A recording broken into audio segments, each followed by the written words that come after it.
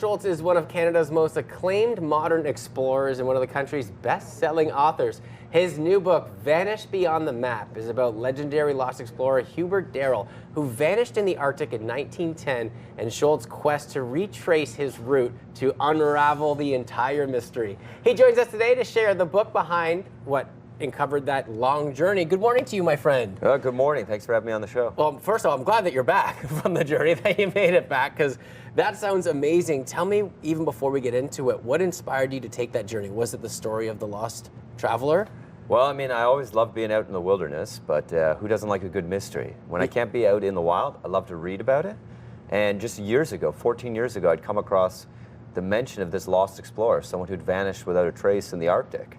And it stayed in my mind for years and years. I'd been doing my own journeys across the Arctic or spending months in my canoe, and it would always be on the back of my mind. And finally I said, well, what if I find some documents, some old letters, old maps? Maybe I could set out there in the wilderness in my canoe and find out what happened to him.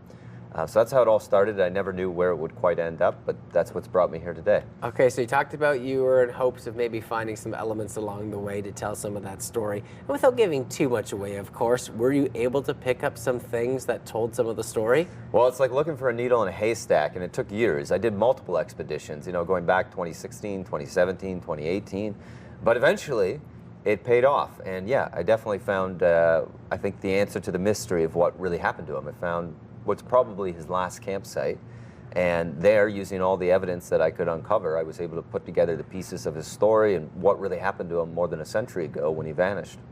What was that moment like when you found what you were looking for? Like you said, a needle in a haystack. Like, trying to uncover that mystery would have been so difficult with so much land. That must have been a really special moment when you found that. Well, it was a process of elimination. I felt I was getting warmer and warmer and warmer, but when I finally got there, it was a little surreal. It was kind of like chills down the back of my neck, and I was like, is this really where Hubert Darrell, 115 years ago, he was standing here? This is where his epic saga, I mean, he had done incredible journeys beyond the imagination. He traveled thousands of miles across the Arctic on foot without even a sled dog, but is this where it all came to an end, right here at this spot? So it was pretty surreal, and I tried to document and describe it as fully as I could when I was there. It's so amazing. What were some highlights from the trip, just nature-wise? Like, obviously, you love exploring the outdoors and going to see all the landscapes and the geography. Anything that really stood out along your journey? Well, it was a super isolated area, so if you're into social distancing, you'd be a big fan of it. It's the kind of place where even today in 2025, you can wander for weeks and not come across, you know, another human or even any trace of people. But, you know, that's what I was looking for. There's polar bears, grizzly bears, caribou, snowstorms in July, all kinds of things. This is about 400 kilometers north of the Arctic Circle, mind you.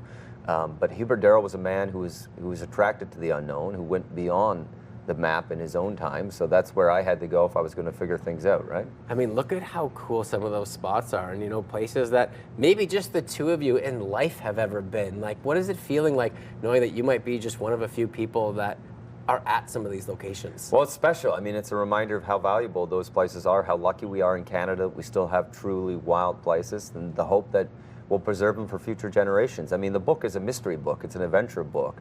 But I think if Hubert Darrell was here today sitting in the studio, he would say, you know, what I was really seeking all those years of solitary wandering was the wild itself, and that's the real gem. And ironically, you know, 100 years later, we have more need of it than ever in a world that's getting ever more digital. So I hope, you know, if people read the book, they'll be, first, find the story fun and interesting and an adventure, but also maybe if there's a message to take away from it, I think it's that. I think that's what Hubert Darrell would tell us if he's here himself. And how could they not? And quickly before we let you go, people want to get the book. Where should they find that? Anywhere books are sold. Audiobook, ebook, hardcover, independent bookstores, anywhere books are sold. Adam, well, we really appreciate your time this morning, and good luck on the next adventure, because I know you got one coming up. Absolutely. Thanks for having me on. All right.